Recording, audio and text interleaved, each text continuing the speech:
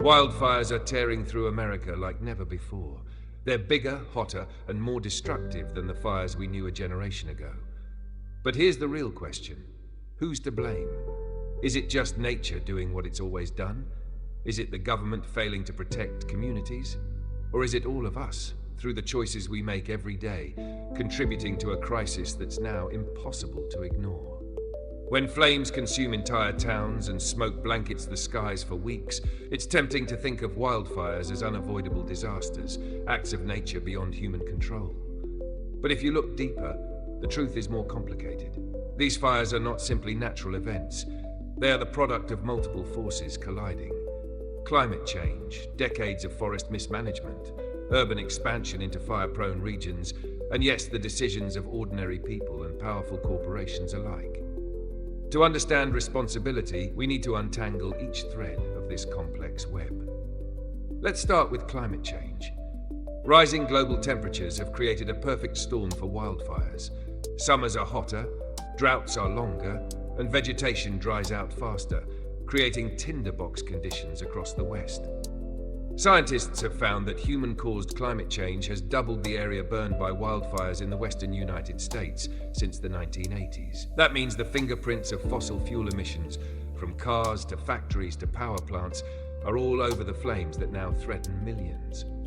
Every ton of carbon released into the atmosphere makes forests drier and fires more likely. In this sense, responsibility doesn't lie with one person or group, but with decades of industrial choices and political inaction. Yet climate change is only part of the story. For more than a century, US forest policy followed a strategy of aggressive fire suppression. Every fire, no matter how small, was extinguished as quickly as possible. While this may sound logical, it disrupted the natural cycle of forests. For millennia, smaller, low-intensity fires cleared out underbrush and kept forests healthy. By preventing these fires, we allowed dead wood and vegetation to pile up. Now, when fires do break out, they have far more fuel to consume, turning what should be manageable events into infernos. Here, government agencies like the US Forest Service bear significant responsibility for policies that, while well-intentioned, created dangerous conditions over time. But responsibility doesn't stop there. Urban development has pushed deeper and deeper into what's called the wildland-urban interface, areas where human communities meet fire-prone landscapes.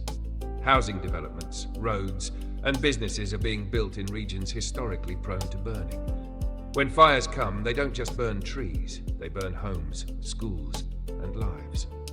Local governments, driven by demand for housing and economic growth, often approve projects in risky areas without requiring sufficient fire-resistant designs or community-wide prevention strategies. Developers profit, residents move in, and when disaster strikes, the costs are borne by families, taxpayers, and emergency responders. Utility companies also carry a heavy burden of responsibility.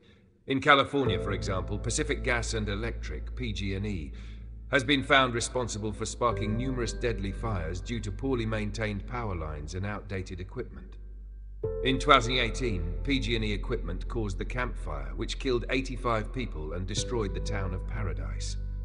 The company later pled guilty to involuntary manslaughter.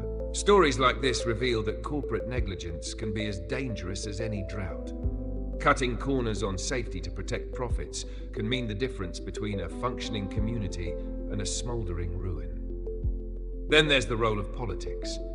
For decades, politicians at both state and federal levels have delayed meaningful climate action, underfunded forest management programs, and resisted reforms in land use and building codes. Some leaders continue to deny the link between climate change and wildfires, even as communities burn year after year.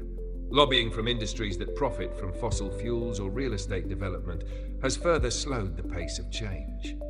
When leaders fail to act despite clear warnings, their inaction becomes another spark in the firestorm. Still, responsibility also reaches down to the individual level. How many of us have driven gas-powered vehicles, consumed energy from coal and natural gas, or purchased goods tied to carbon-intensive industries? How many of us demand affordable housing but resist stricter building codes that would make homes more fire-resistant? How many communities resist prescribed burns or new regulations because they are inconvenient in the short term? While it may feel uncomfortable, the reality is that ordinary choices contribute to the conditions that fuel these massive blazes. Responsibility is collective, woven into our lifestyles and expectations. Yet blaming everyone equally risks letting those with the most power off the hook. Corporations that profit from polluting industries, government agencies that fail to adapt policies, and leaders who ignored scientific warnings bear a disproportionate share of responsibility. Ordinary people did not design faulty power grids or suppress every natural fire for a century. Ordinary families didn't spend millions lobbying against climate legislation. Recognizing where power lies is essential if accountability is to mean anything. The consequences of failing to accept responsibility are clear. Communities face skyrocketing insurance premiums or lose coverage altogether as companies flee from high-risk regions. Farmers watch their crops shrivel or burn, threatening food supplies nationwide. Health costs rise as smoke spreads across entire states, choking millions with toxic air. The economy absorbs billions in disaster relief, while taxpayers shoulder the costs of rebuilding. Every level of society is touched, from the family trying to rebuild a home to the nation grappling with rising deficits. But this is not a story of doom alone. Responsibility also means agency, the ability to change. Forest management strategies are evolving, with more emphasis on controlled burns and ecological restoration. Technology is advancing, offering better fire detection, stronger building materials, and smarter power grids. Communities are beginning to demand accountability from corporations like PG&E, ensuring that negligence is punished and reforms are enforced. Climate activism is gaining traction, pushing governments to take stronger action on emissions and renewable energy. Ultimately, asking who is responsible for America's wildfires is not about pointing a single finger. It's about recognizing that responsibility is shared across many actors. Climate change fueled by industries and lifestyles, policies that created unintended consequences, corporations that prioritized profit over safety, and political systems too slow to act. Responsibility is diffuse, but that doesn't mean it is meaningless.